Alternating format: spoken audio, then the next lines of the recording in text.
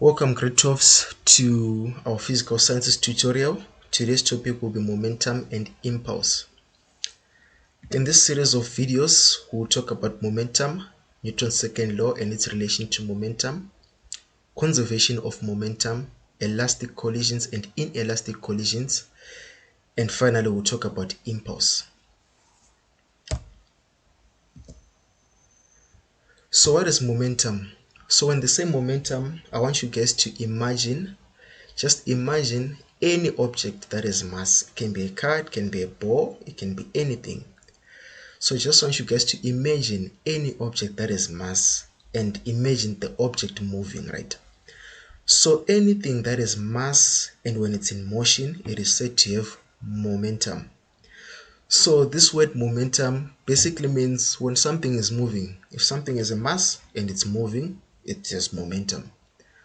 So momentum is when something is mass and when it's moving, then we say it is momentum. We give it this word momentum, right? So I want us to look at this diagram here, this drawing. We have a ball, right? This red ball here. It is mass in kilograms and is moving in this direction at a certain velocity in meters per second, right? So what's happening here? We have a mass that is moving. So this whole thing, this ball is what? Is momentum. So that's the simplest way to describe momentum to you. Anything that is mass and when it's moving, it is said to have momentum, right? So momentum is basically the product of your mass and velocity. So when they say momentum is the product of your mass and velocity, let's look at this formula here. This is your formula for momentum, right?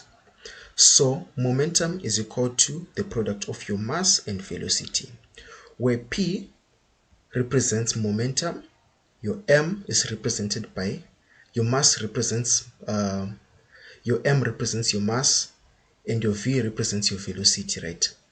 Your units for momentum will be kilograms per meters per second. Your units for mass, kilograms, and your units for velocity, it's meters per second, right?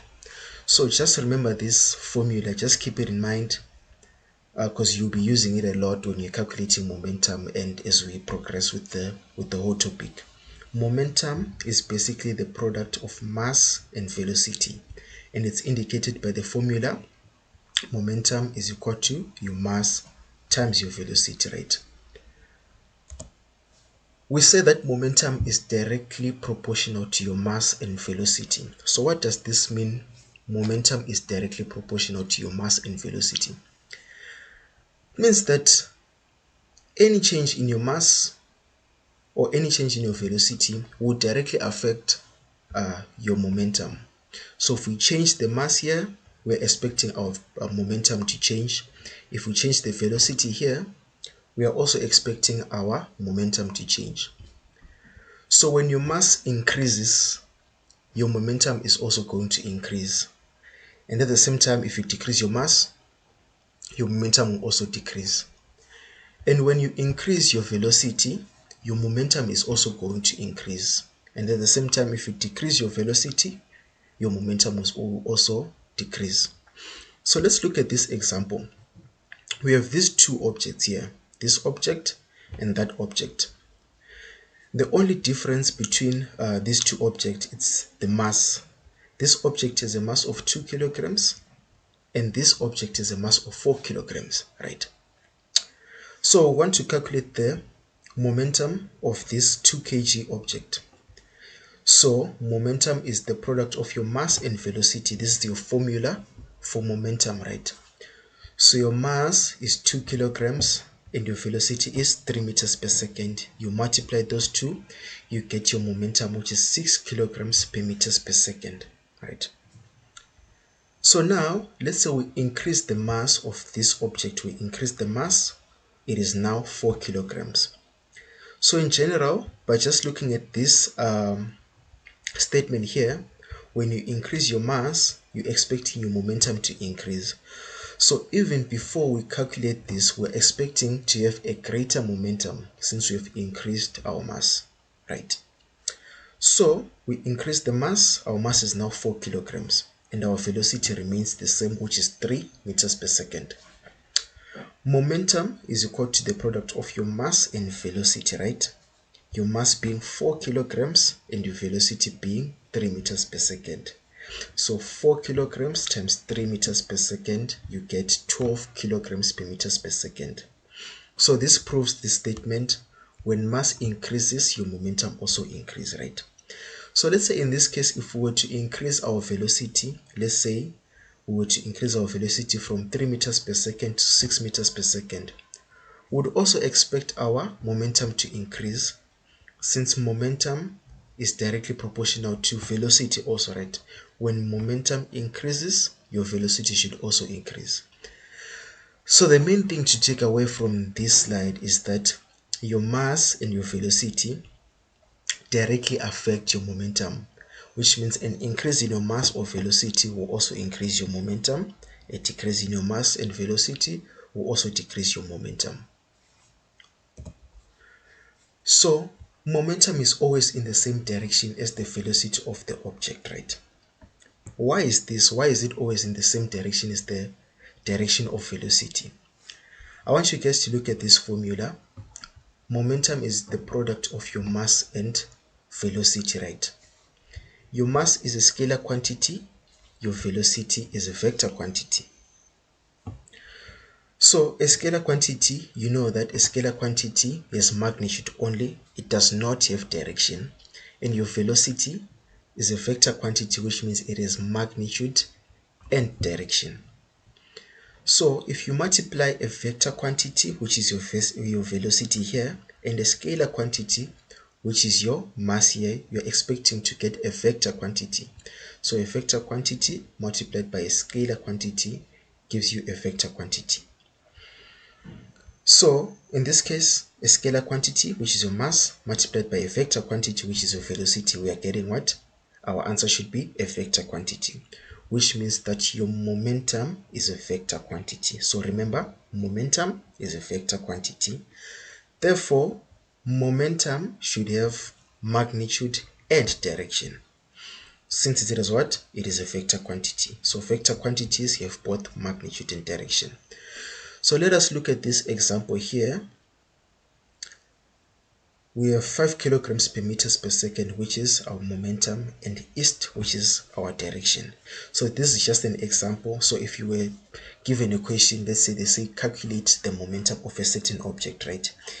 Your answer should have magnitude in kilograms per meters per second, and it should also have direction, east, west, north, south, right or left, or whatever the case may be, but it should indicate your direction, and it should also indicate magnitude.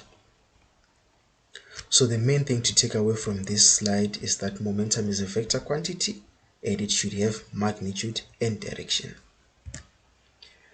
So momentum changes, right? There are two things that affect your momentum. It can be your velocity and it also can be your mass. And depending on the situation that you are given, these two may also have an effect on your direction. So momentum can also change direction. Something can be moving to the right, and there can be a disturbance somewhere causing it to move to the left. There can be a change in velocity or a change in mass that causes it to move in the opposite direction. So just know that momentum is affected by velocity and it is also affected by mass, and these two things can also change the direction of your momentum, right? So for a given situation, you are likely to have initial momentum, which is your momentum before a disturbance, and the final momentum, which is your momentum after the disturbance. We will look at initial momentum and final momentum in the next slide, but just understand that initial momentum usually occurs before a disturbance or before something happens. Then final momentum occurs after a disturbance, right? And remember the formula, whenever you're calculating momentum, momentum is equal to mass times velocity.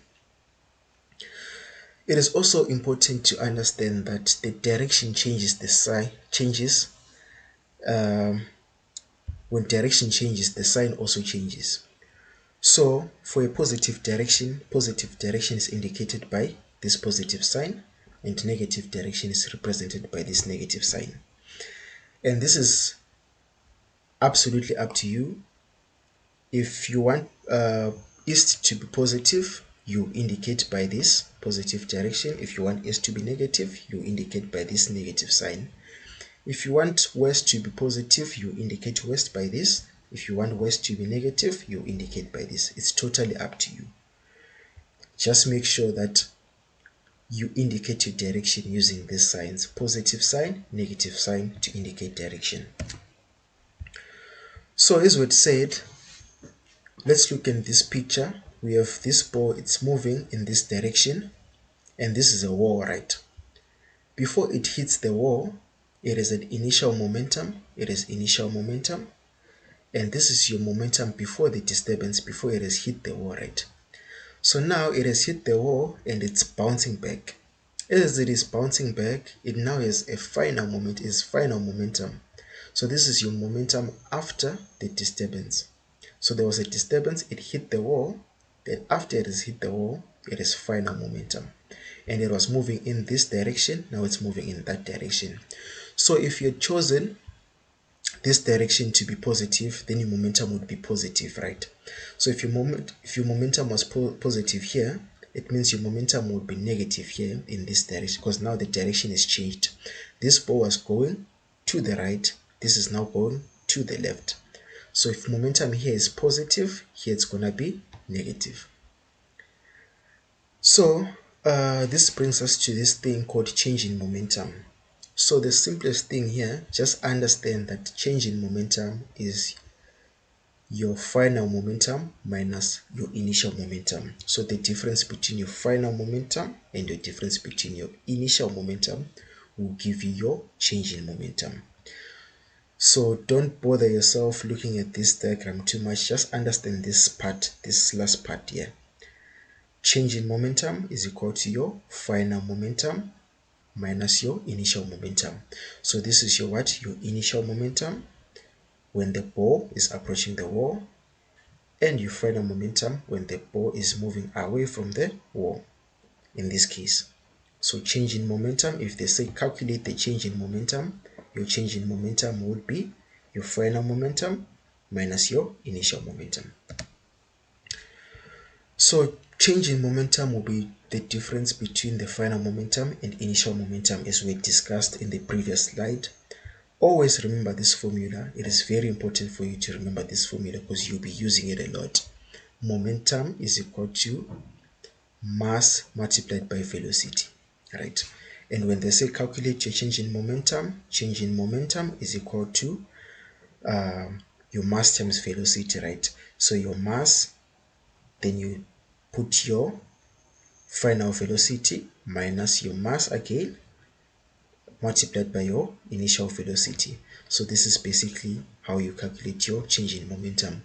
But don't you worry, we'll look at questions after the series so that we can easily understand, the concept, fully understand it, and we'll apply our knowledge when we're doing questions. So this brings us to the end of the first lesson. Stay tuned for the second lesson, as we'll be discussing Newton's second law and its relation to momentum. Thank you very much.